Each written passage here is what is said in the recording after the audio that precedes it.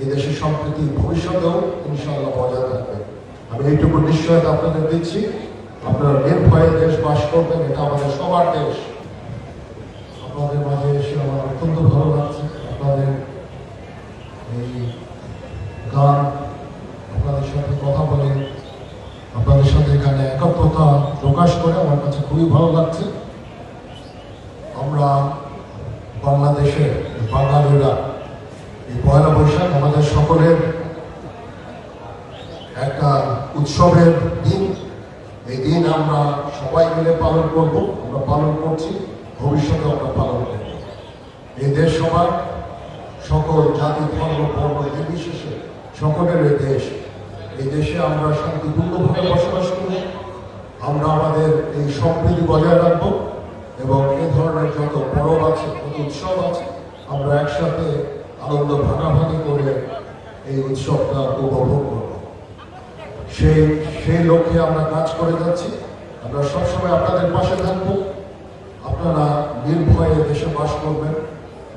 এই দেশ একটা সম্প্রীতির দেশ।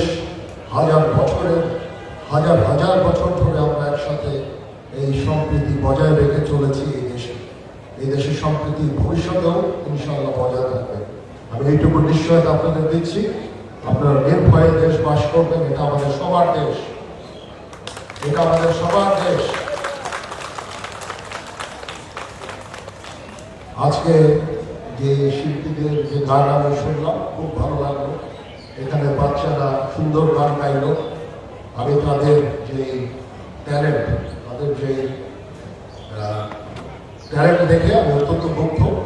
এবং আমি এই অনুষ্ঠান চলতে থাকবে, আমি চলে যাব কিছুক্ষণের মধ্যেই। আপনারা এই দিনটা উপভোগ করেন, মেলা উপভোগ করেন, সঙ্গীত উপভোগ করেন। ইনশাআল্লাহ সবাই ভালো থাকবেন। আমরা আপনাদের সবসময় পাশে থাকবো।